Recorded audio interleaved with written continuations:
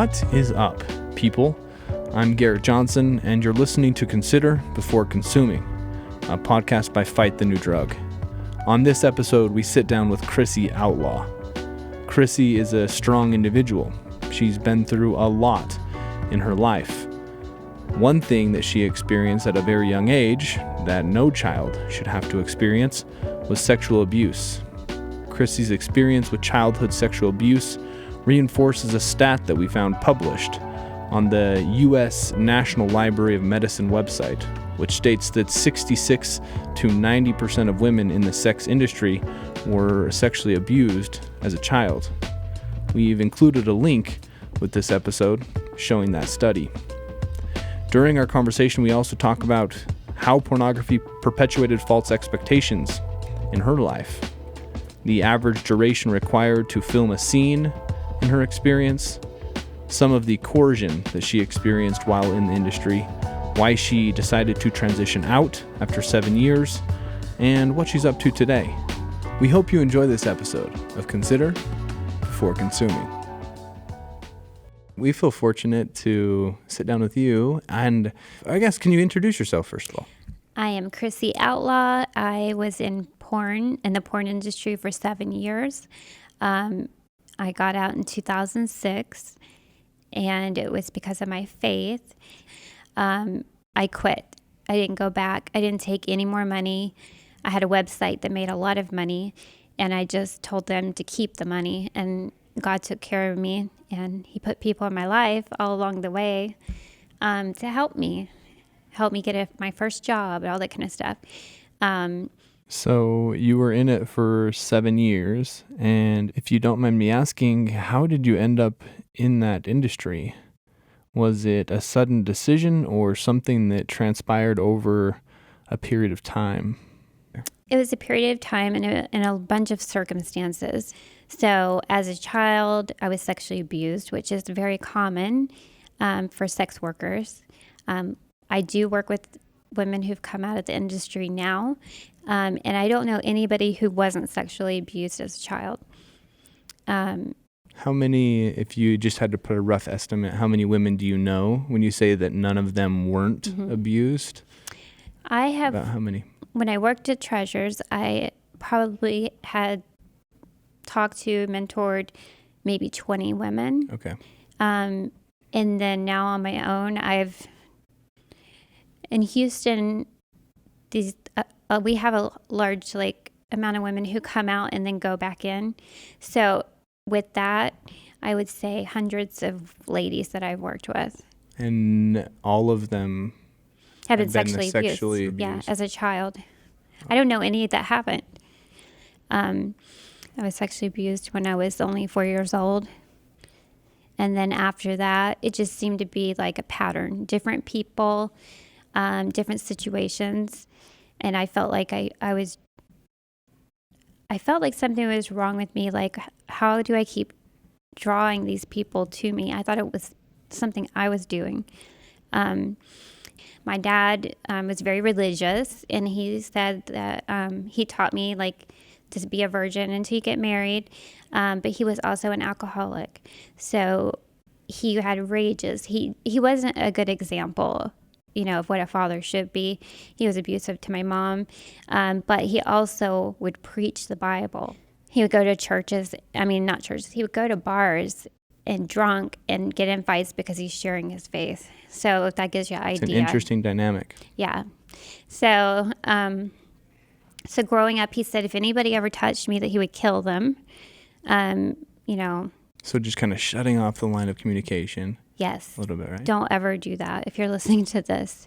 If I would have felt like he would have a conversation or cared, how I was feeling, then maybe I would have said something. But instead, I was terrified when it first happened. And I think that's why eventually I thought something was wrong with me, because I keep attracting those people. And, as a child, when you're sexually abused,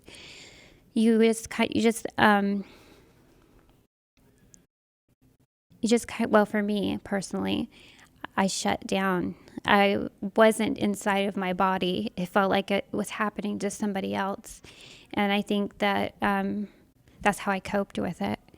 And then, it's the same thing when I got in the sex industry.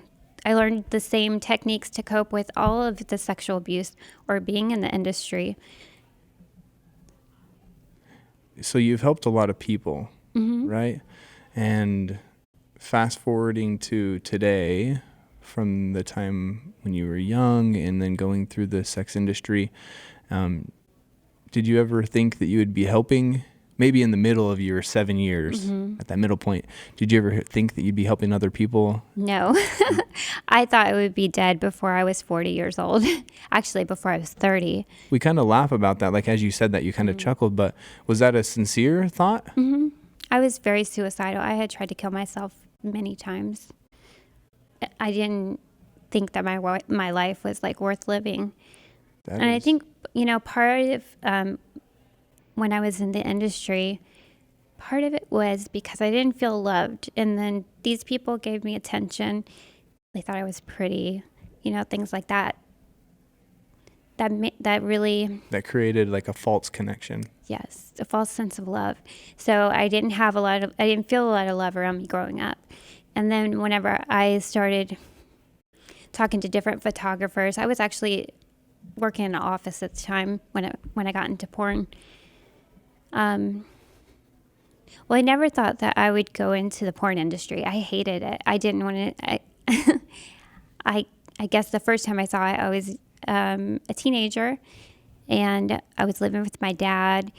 Because my parents split up, and he kind of took off with us, my brother and I, and took us away from our mom and moved us to another city.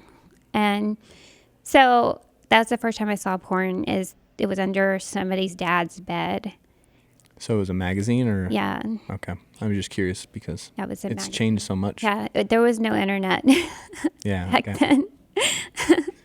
I was around before the internet.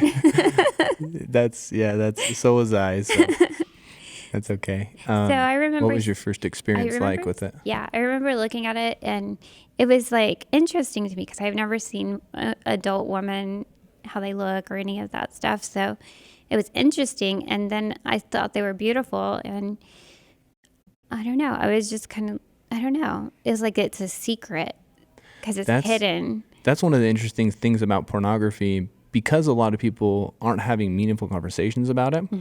So then when a person is first exposed to pornography, they don't know what to think. But inherently, inside of all of us, that can be attractive. And so you said you found this attractive, but then you were kind of curious, and it was a secret. Yeah, it was a secret. It was under his bed. And I don't know. It created curiosity, like, what is this? And I don't know. I was just kind of drawn by it. But at the same time, I knew it was something I shouldn't be looking at. So I didn't do it again. But even if I think back, I can picture what the woman that I was looking at looks like still. And yet, like, porn was something I never thought I would do. I was engaged when I was 21 and moved in with my fiance. And he brought porn into the house, and I kept throwing it away. And then he would get mad at me, and then he would bring it in again. And so after a while, I started questioning, like, I don't have what he wants. I'm not enough. And so from there, I don't know, my feelings started changing for him because he wasn't making me feel like he valued me. And so my feelings for him kind of totally changed. Like, I stopped being in love with him. And so I had cosmetic surgery and before we broke up. And then it wasn't long after that I left him. And I said, one day I'm going to be one of those girls. And I didn't really believe it at the time. When you say you said that, you said that to him or just in your mind? No, I said it to him. I said, one day I'm going to be one of those girls. And I really didn't believe it. I didn't want to be. I guess it was just some kind of weird revenge thing at the moment. But it's just crazy because just a few years later, I mean, several years later, I did become that girl. Never thought I would. I think, the stuff that I was exposed to after I broke up with him, or actually, even before I lived with him, my parents kicked me out when I was 18 after I graduated. I moved in with my first boyfriend. He also watched porn, so this was prior to that. And he had like stations on the TV that he would watch. Yeah, so I kind of... You had that exposure where almost guy after guy was looking at how to challenge pornography. Yeah, and then, I was very influenced by music. I was very influenced by radio talk shows. Hey, we have the Hooters girls here today. Stuff like that. And you saw... When you say that, was it like you saw them getting attention, or yeah, and you kind of... It was like a radio station. Yeah, okay. And you would hear them all like laughing and the men clapping for them. And so all of this stuff is in my head all the time. And I'm thinking... You're like, this is what guys want. This is what guys want, and they can't control it. It's just how they're born. It's a biological urge, and it should be satisfied. Yeah, basically. And that's what people told me. One thing I wanted to mention is you mentioned the cosmetic surgery. And I just wanted to ask, in your opinion, if you felt like porn perpetuated a false expectation for yourself, and was that a driver for the cosmetic surgery or not? Yeah, it was. I mean, I didn't go enormous, but I didn't feel adequate. And I just want to point that out because there's a lot of science and research showing that pornography perpetuates false expectations for both genders. Oh, yeah. And after that relationship, after I was engaged, I went to another one. I went somewhere every year or 2 years and lived with somebody new. All of them looked at porn. Eventually, I just started dating guys who are already in the industry, either like a photographer, a pornographer, or somebody who was talent. They weren't much different from the men I was already dating. It was kind of like, at some point being in porn, you realize that you can only kind of be with people who are in porn because nobody else will understand it. Even though I always had the hope that somebody would say, Crissy, you don't have to do that. Let's get you to start doing this or that. But even, part of me going into the industry was a lack of love. And even back then, all I really wanted was my mom to say, you're better than that. You wanted true connection and love. And if she would have said, Crissy, you're better than that, you don't have to do this, and, built me up, I wouldn't have gotten into that so easily. But I didn't grow up with encouragement. That was something that never happened. If anything, it was, why can't you be more like your friend Leanne, or why can't you be more than like this person? People whose personalities aren't even like mine. Outgoing, I was not an outgoing person. I was very shy. So, I never felt adequate to, a lot of people. I think that the only place I was getting love and encouragement was from people who were in the industry who were trying to build me up so that I would fulfill whatever they wanted me to do. So how did I, do it? The first time that I did a shoot, it was in a hotel with a photographer I'd never met, one light. And it was like I said, I never wanted to be in the industry. But this was a great photographer. So we got in the hotel and he started shooting, and then he's like, okay, I need you to take off this. And then I realized, oh my gosh, I'm sitting here doing this. I started shaking. I was scared, but a little bit of backstory, if you don't mind me. So how did you get there? Well, the way that I met him online, I had posted bathing suit pictures somewhere. This is after I left the fiance. It took me a long time to say yes to somebody to shoot something, but I was also on dating websites because I didn't know how to meet men. I didn't go anywhere. I was an isolated person. So all of these online ways, people start contacting me to do porn. And they would be direct with it?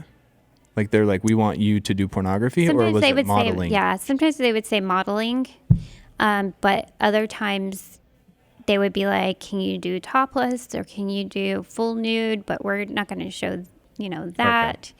Okay. So the photographer, what happened is I went through a lot of bad relationships. I was like a serial dater. I always had to have a man in my life, or I felt like my life is useless. So sad. Well, no, I mean, I think a lot of our listeners can probably relate to that, and that's why we're so grateful that you're sharing your experience and have shared your experience for so long, because I think it's something we all need, meaningful relationships, and unfortunately, there's just too many people that are experiencing abuse and sexual abuse, and then they don't have that meaningful relationships, and so we chase for it in other ways. Yeah.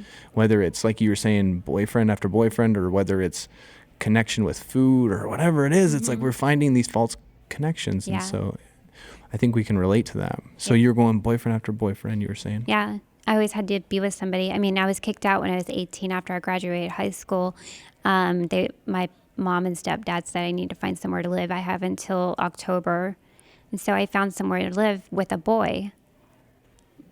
And then that just started the pattern. I kind of interrupted you on the, you mentioned that you started shaking. Your first time in that first shoot, you were kind of hesitant to shoot with someone, and then you took that leap. And well, the photographer that I said yes to was a really good photographer as far as like the quality of the photos and the caliber of the women he was shooting. So I thought, he's talking to me about it. Maybe I'm as good as they are. So I had just had another breakup and I was like in a very bad place.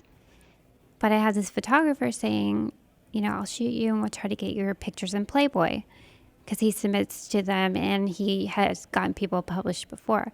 So I was like, okay, but let's just do, boundary. I had not full nude. So you went into this knowing not full nude? Mm-hmm. You stated I said, well, we can do like bathing suit or maybe like topless, but that's as much as I'll do. But yeah, the first time I was there, I can just it's very strange though. My experience, I know what happened, but I didn't feel like I was inside, like I dissociated. I can see myself from the photographer's view looking down at myself instead of really being in my head. I don't know. Dissociation can be a coping mechanism. With all the people you've helped over the years, do you see that as a common coping mechanism?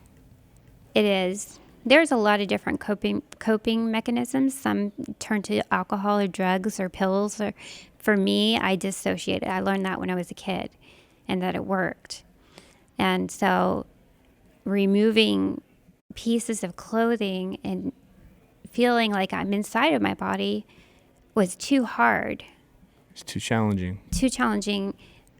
So I had to disconnect. I couldn't do it any other way. And I was shaking and I was standing there and I'm thinking, what am I doing? And then I'm like, okay, he's shooting me for Playboy. So I need to just do my best job. But then when I think of it, I think of myself looking down at myself. It's like it didn't happen to me in some ways. I think one thing that a lot of our listeners and people who have a challenge with pornography, I think one of the common justifications is that porn, I only watch porn that's consensual. Or the girl or guy who I watch, they wanted to be there. Right. And I just wanted to ask you, because we've talked about dissociation a lot. Did you appear to want to be there in the photographs or video? Yeah. So to the viewer, you wanted to be there. Yeah. In some ways I did what I did. I'm not saying porn, but there was a part that liked some of the things. I liked to be glamorous. I loved that I could go somewhere and they would do my hair and then my makeup and they would have wardrobe and all the stuff. I'm this girl that doesn't feel loved and all of these things. And then we would start the shoot and they would put a fan on or whatever, just start it off. And then when I start taking stuff off is when I have to check out. But there was something about being glamorous, and I think that the porn industry sells that fantasy like that. And I just wanted to point that out because a lot of porn, it may look consensual, and it may look like this female or male are having the time of their lives and that they're in a perfect state. But it's like, in your experience, that wasn't the case. No, I wasn't myself. I wasn't myself when I was doing those things. I couldn't be. So, yeah. If you can, So from the first time that you reached out to be photographed by this very good photographer, and how did it progress from there? Was it easier to do it the second time? Well, we shot 2 different days. Actually, I had no regard for my own life. I stayed in a hotel with him, a complete stranger overnight. Like, this wasn't a new behavior for me. I have done that in my dating life. But I stayed in the hotel with him. Nothing happened between us. But it's just kind of high risk behavior. Yeah, right? Very high risk. And actually, I didn't care if something would happen to me. Like, nobody else cared. But so day 2 of shooting, we shot in a different area where we're on the beach, and there was sand dunes, and we were like in this little section where nobody could see us. And he started pushing my boundaries, and I let him push me into doing other things that I didn't want to do. My question for you is, and I think I might have asked you, but I don't remember if you clarified, was, did you sign a contract saying I'll do this, this, and this, but I won't do this, this, and this? And then he was trying to push boundaries, or was there no contract, just a kind of a verbal agreement, then he was just... No, I mean, we had a verbal agreement. But part of me was like, well, I already did these things. Is it really a big deal? But after the shoot, when he sent me the pictures and I saw myself in those positions in different parts of my body that I've never seen before up close, it was terrifying. I mean, I was like, I told myself, oh my gosh, I'm never going to do this again. I'm going to throw all these pictures away and never, ever, ever do this. This is too far. So after that was my first shoot ever, 2 days. And then after that, I mean, I was still working in an office. So I would go back to my normal life. And back then, the internet just started. So after I would be done with my work, I would be online. So it was about mid-90s or so? It was, yes. Mid-90s, okay. And so I would go back to my job. I was very good at my job. I would get all my work done, and I would be bored. And so I would get on the internet, and, you know, the older women, there was like really older women in their 60s, and they hated me. So they got me in trouble for being on the internet. They didn't know what it was. They're like, what is this thing? Yeah, they were haters. That's funny. Like, why is she on the internet? We better go tell on her. But I was one of the younger people in the office, but also one of the, I was in line to be the next office manager. So you were doing your work. You were productive. Yeah, I was doing everything. Yeah, I could have been the office manager, but I think if I wasn't searching for somebody to love me, my life would have turned out way different, for sure. And so from there, you said you were never going to do it again, the first shoot. Oh, yeah. So I think maybe 6 months later or so, I took another shoot. And then this shoot was in Los Angeles, and they were going to pay me a lot of money. And at this point, I hadn't worked with men. The first shoot, there was no men. This shoot was just me. And the first photographer wasn't a man? Oh, he was a man. Oh, okay. He didn't shoot me with a man. Multiple people. Okay, yeah. Gotcha. It was just me by myself. And so this shoot would also be me by myself. I would shoot for 3 or 4 days, and they would fly me to LA. And I saw their pictures. They shoot in these big mansions, and it was just so glamorous. So I'm like, okay, might as well. Like, this person just broke my heart. I don't have anything worth living for. And so I took my shoot in LA, and the pictures were beautiful. I did the same things I did in the first shoot at this shoot. And the second day that I shot with them, they introduced me to this guy who was a manager. And so he wanted to sign me up, but I wasn't sure. But I ended up signing up with him, but not right away. And so he would book me to do shoots, and he would get 25%.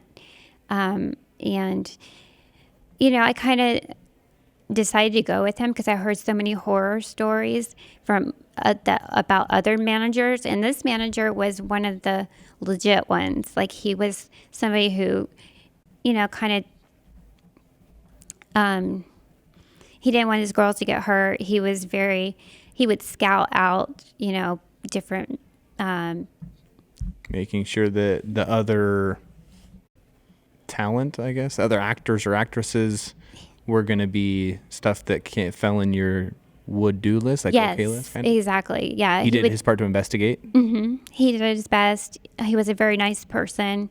I mean, I know a lot of people have a different experience. This is what mine was. He was a nice man to me. At the time, I mean, looking back, I can see where I was coerced into doing things. Well, one thing I wanted to mention, you mentioned the word coerced, and we talk about the harmful effects of pornography. We also talk about sexual exploitation and how pornography's inseparably connected to sex trafficking. And you mentioned that you now see how there was coercion there. Yes. I'm asking the same question again. In this instance, did you sign like, I will do this, I will do this, I will not do this, I will not do this in your contract? I don't remember. I don't think it was that specific. I do know that they say that they can take the pictures, redistribute them, reuse them for forever, sell them to other people. I don't remember if we had a checklist of what I would do, but I can tell you on my manager's website, there was a list of what I would do and what I wouldn't do. And I wouldn't work with men. I mean, that came later, but in the beginning, it was very tame. Did you ever show up to a gig and your manager said, look, like, I know you don't want to do this, but if you don't do it, we don't get paid?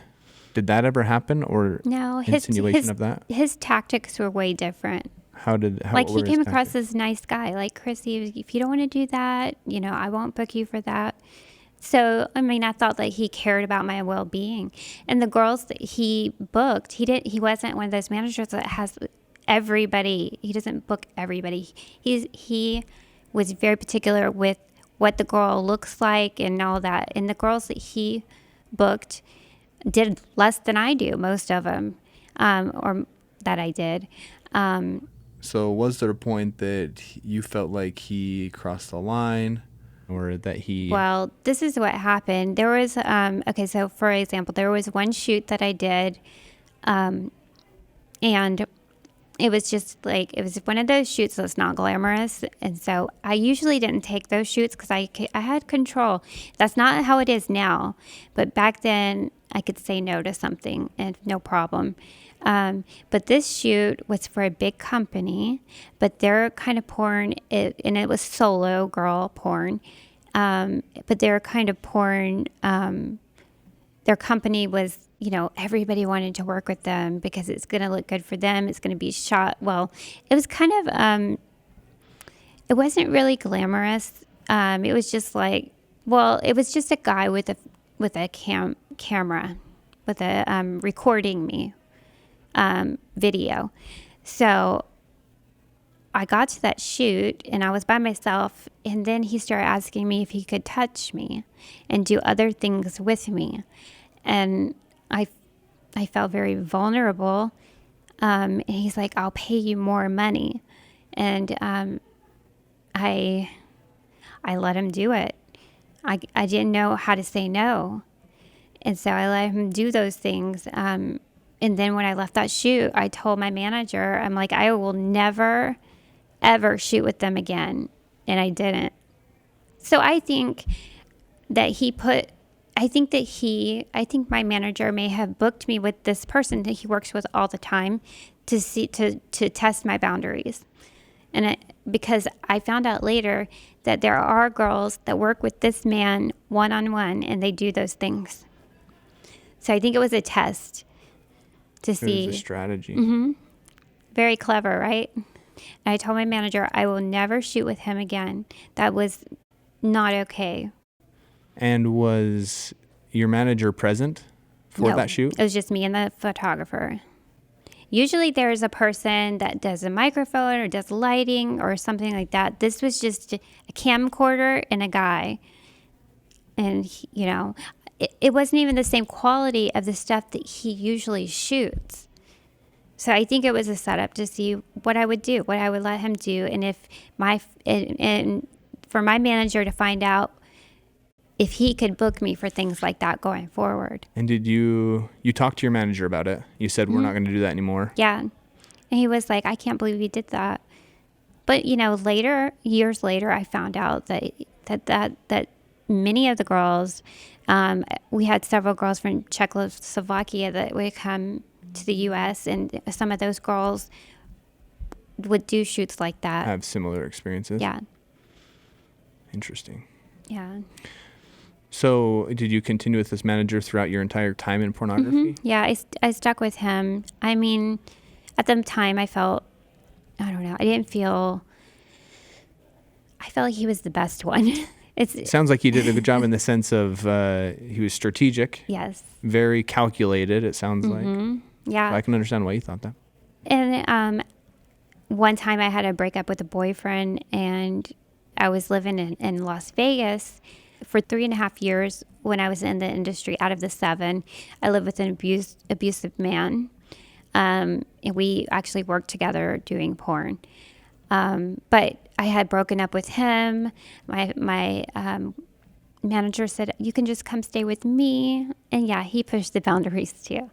The manager, that same manager that we talked about? Yep. And he pushed the boundaries. Things happened that I didn't want to happen. Did you experience drug and alcohol use to cope with your challenge? That's very common, and most women do. Yeah, most of the girls do that to get through the scene. And they dissociate. There was a time when I started using drugs, and the people that I shot with were people I was getting high with, and it was with my boyfriend was the photographer. So there was sporadical drug use. I never got addicted to any drugs, thank God. I don't know. I do know. How can they appear? Sorry, I interrupted. No, go ahead. I was just going to say, how can that happen? How can someone be under the influence of drugs and alcohol and dissociation and still appear to be enjoying the scene? Well, I think they look at it as a job. And so while they kind of know what needs to be done. Well, another thing too is that, like for me, if I wasn't making the right kind of noises, if I wasn't making contact with the camera, they would tell you what to do. So they tell you as you're shooting. Did they ever use pornography to show you what you should perform like or sound like? No. Okay. No. And I really didn't watch it either. So I don't know. I was kind of, I guess, different from a lot of the girls because I didn't know what I was doing. I was shy. So I would be like, okay, tell me what words and I'll say it. So as they're shooting, they cut it. So you see only the parts that they want you to see, the part that's appealing. So we look at, I don't know in your circumstance, but let's say there's a video that's 30 minutes long. Mm-hmm.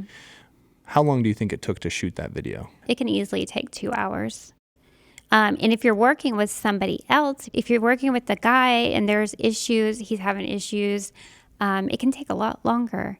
And so I remember being on set. When you say having issues, just to be medically correct, it's just maintaining an erection. Yes. Okay. Yes. I just wanted to be clear about that because we talked about the false expectations that the porn industry perpetuates, and that's one of them for men. Yeah. It's like we see this 30-minute scene and we think that it was just one scene and it was true intimacy, but as we're learning. No, as a matter of fact, the one shoot that I'm thinking of, we couldn't get the money shot. That's what they call it. After like 3 hours, maybe 4 hours of trying to shoot the scene, but he couldn't perform. He couldn't finish. He couldn't do the money shot. So we had to go back the next day and finish it. And I was working with my abusive. That took 2 days. Yeah, I was working with my abusive boyfriend. I've had videos where I start crying sometimes. Even we didn't do anything that they do today, but I had certain boundaries. I hate to say I had boundaries because they really weren't. They were things I thought would keep me safe, but they didn't because people would manipulate me.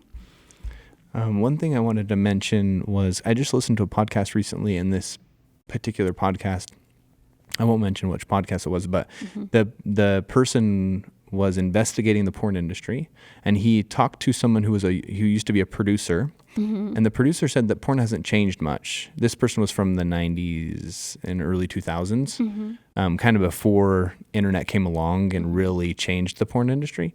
But in this podcast, this producer said that porn has always been aggressive and violent. But you just said that you said, I think if I'm going to quote you almost correctly, you said, we never did any of the stuff that they're doing today. No, we didn't. So in your experience, pornography has changed. Yeah. I mean, I was never really on sets where there were other men on set. As part of I didn't want to be around porn star guys.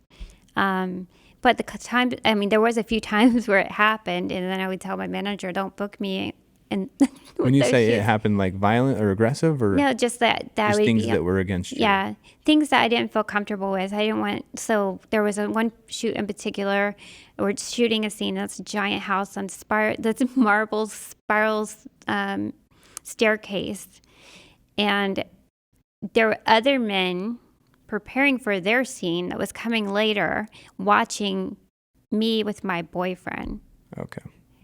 And I don't know. That was so uncomfortable. And then my boyfriend was having issues that time too. And then he got mad at me. And it's then this weird cycle of they need pornography to perform, and then they're making pornography, which is causing erectile dysfunction. Yeah. So it's like they're producing something that creates a problem, and then they're using something to fix the problem, and it's this vicious cycle. Yeah. And then if they use some kind of drugs, then that can cause them not to be able to finish the shot too. So, but yeah. I think the whole point of the reason why I started asking these questions is because everything is calculated in pornography. Yeah. And my boyfriend, the 2 times that I just spoke about, who couldn't finish the shot, I'm the one who got blamed. He was mad at me. He beat me up, afterwards. That was my fault. It was my fault that these guys were standing around doing their thing to get prepared for their scene, looking down at us. It was my fault. So, So there was physical. Yeah, just saying what you see isn't always what's going on. Totally. Yeah. That's very true. If you can, so what made you leave the industry? Well, I grew up as, more conservative. When I was a little girl, I felt connected to God. And I believed with all my heart. There was no doubt that God existed. But then life happened. And as I got older, the childhood faith that I had, I didn't know how that transitioned into adulthood. And then, my parents split up and I had an abortion. My mom took me to get an abortion. There's so many things that happened in life that I didn't know. I would thought God didn't exist anymore. I got to that point. It took me a while to get there, but, and then going into the industry, I'm like, I don't know. I just felt like, where is God in all this? And why would he let these things happen to me? Why are people, sexually abusing me? And even the relationship that was abusive, I could have left, but I didn't want to be by myself. It's really sad. The thing is when it comes to health, we have all these different aspects of health: mental, emotional, social, and physical and financial. There's so many, and every relationship is so complex. So I'm sure it's easy for you to look back and be like, oh, I could have left. Yeah. But you know what? This guy, he knew what he was doing. He was taking he was basically a pimp, to be honest with you. He took all of my money. I never saved anything. He took it. He also had worked in porn previously. Different kind of porn, and it was kind of known in that genre. So we're just grateful that you are doing so much good by sharing your experience. We honestly are grateful because a lot of people don't get to hear this experience of firsthand experience of what it's like to be in the industry. And you've mentioned so many amazing. I mean, I shouldn't say amazing because they're challenging experiences, but they're your experiences, and I just admire that you're doing so much good with those experiences. Thank you. I figured like, it was a big part of my life. If I can't use it for something good, then it was a waste. That makes sense.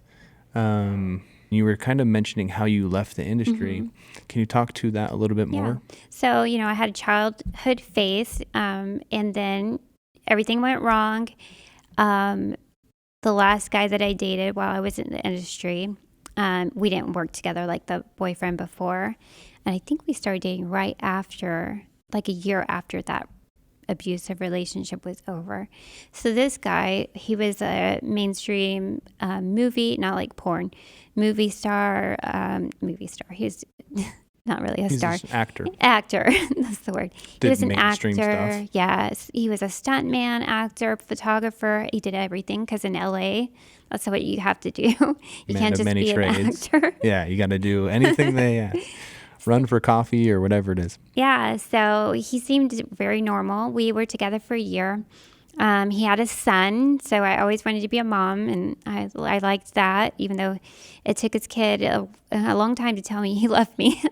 But, it was like an instant family, and he was nice, and he wasn't abusing me. But I always thought this guy was the guy who was going to rescue me. He's going to tell me, Crissy, we don't need to do this. Like, why don't we do this or that together? And that didn't happen. He actually started shooting the stuff for my websites.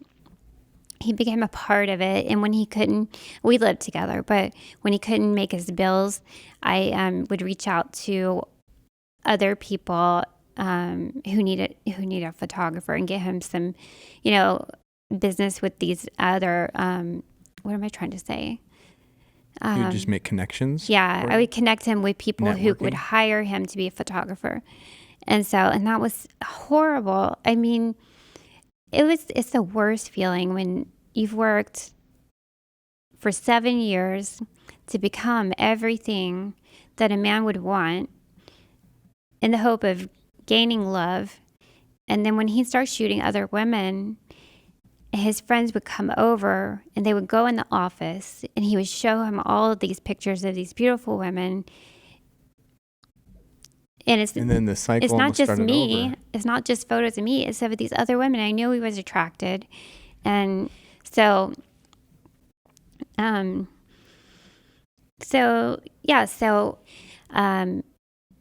were together all the time. I knew if I was with him, he wasn't going to mess up and do something because I'm there. And we literally every day we would go out to eat breakfast, then we would go hiking, then we would go to the dog park. Like we had our routines.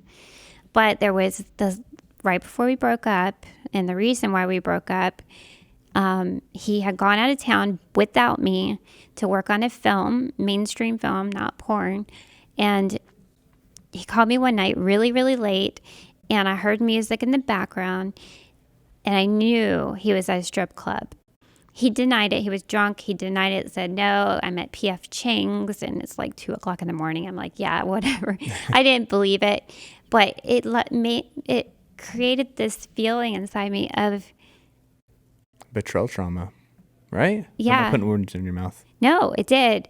I felt, because even before he left, I said, don't go to a strip club. Like, that's just so random. But I did, and that's what he did. And I just felt that it was like as if he cheated on me. And he lied about it. He even lied on his son's life.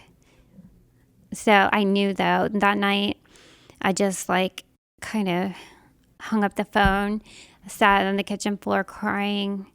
And that's when what changed my life, I prayed to God and I said, if you're real, I need to know, everything I know about love is twisted and perverted. And I don't think I've ever been loved before. And then the next day, my boyfriend admitted that he did go to a strip club. And I know it sounds silly because I was doing porn. So I guess in some ways I can relate to those women who don't look at porn and don't want their husbands looking at porn or boyfriends or whatever. I can totally relate to that because I was hurt. Even when I was in the industry, I was still that woman. I did not like it. So I felt like he betrayed me. I felt like he cheated on me. And so the next day I had said this prayer. Well, you know what? So what I realized in the moment when I hung up the phone, before I started praying, is that even though I had worked so hard to be that girl, in quotes, I still wasn't enough for a man that I thought I was going to marry. And that was devastating to me because, it kind of came full circle, because at the very beginning of our conversation, you talked about how you left your boyfriend because he was looking at pornography and it created some false expectations for you. And you're like, I'm going to become one of these women. And then you became that. And then you still felt like you weren't. And it still wasn't enough to keep somebody, just into me. It was terrible. Like I was the fantasy that they were looking for. So why am I not enough? I couldn't understand it. I was one of the more popular people at that time, and I still wasn't enough for him. He still wanted to go look at other people. He still wanted to go to a strip club. And it was devastating to me, becoming the fantasy that I thought I needed to be and still not being enough.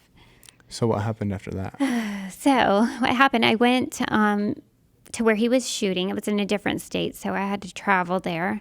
And when I got there, the guy who was the producer's son, we had dinner with him, and he's like, so, like, Crissy, I don't know what your problem is. Why is it not okay? You're working in porn. Why can't he go look at other women? Sometimes a guy doesn't want a brunette. They want a blonde, or they want, these different ethnicities. And he's just talking objectification. Yeah. He's like, exactly. I was like, my blood was boiling. I was so mad, and I'm shy, but when I have something to say, I will say it.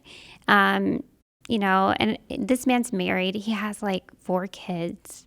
And I'm thinking, he's cheating on his wife, and he doesn't see anything wrong with it. He's trying to convince me. And so... Well, one of the things that happens when in pornography is objectification, and it takes a person from a person with thoughts, feelings, and emotions to a commodity. Mm-hmm. So it's like he was kind of talking to you like, maybe we don't want this or this, but we want this. Yeah, yeah. It's like just a commodity. It's like, I don't want a blue shirt or a red shirt. I want a green. Yeah. And maybe one day he might want something totally opposite. So... he couldn't understand either how a porn star can be complaining about her boyfriend going to the strip club, which I know people don't get that. But I think it just goes back to my beliefs, growing up, and how my ideal relationship wouldn't be like that. As a matter of fact, I thought the guy would save me. And one thing that's common, and you probably know this because of how many people you've helped with their challenges, is attachment disorder, right?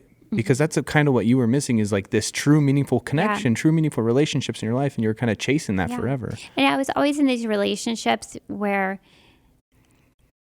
I might live with them, we might shoot together, but I wasn't totally connected. Like I'm married now. I have never connected with any of these men.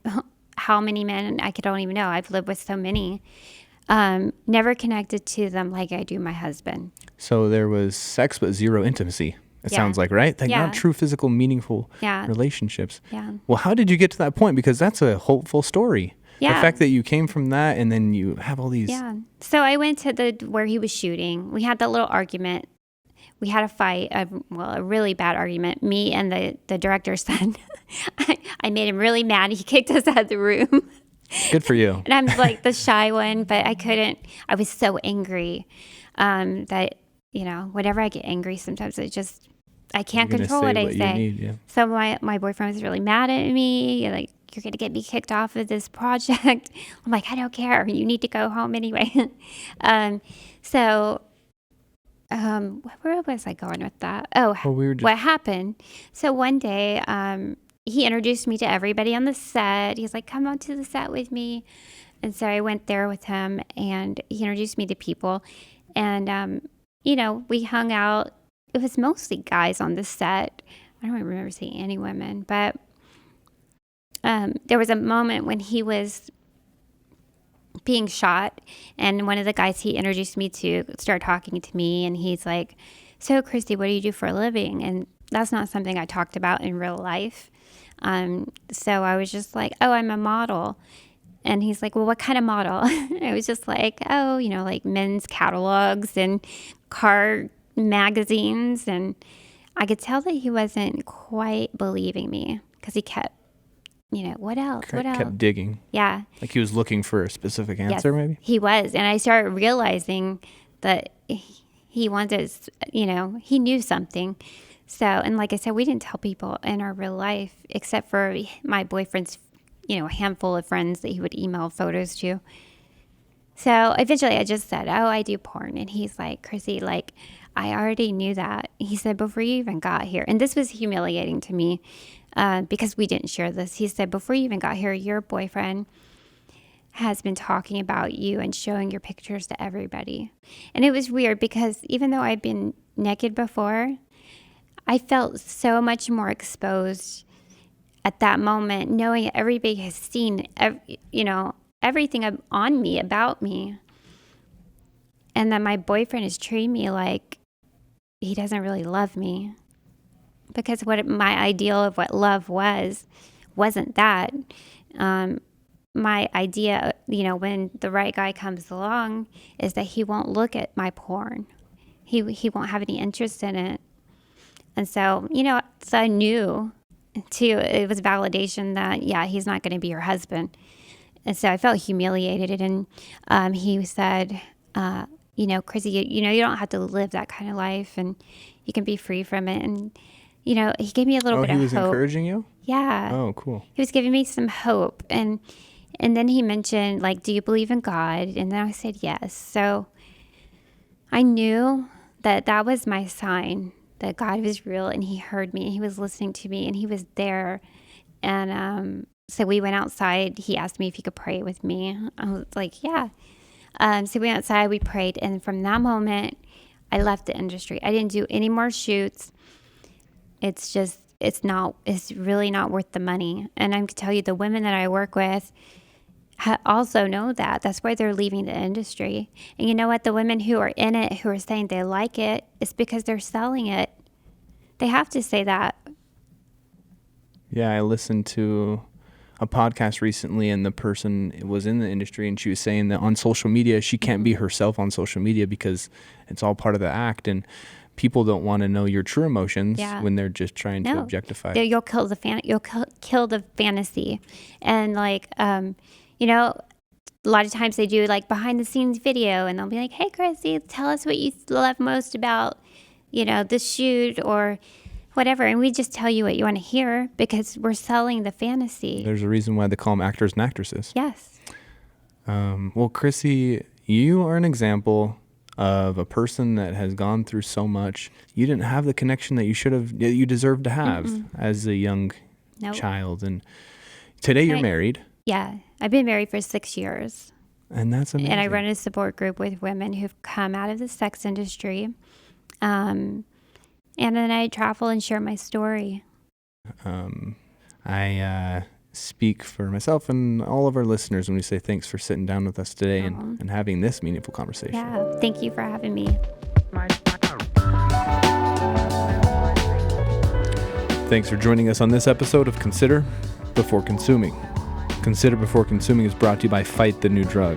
Fight the New Drug is a non-religious, non-legislative organization that exists to provide individuals the opportunity to make an informed decision regarding pornography by raising awareness on its harmful effects, using only science, facts, and personal accounts.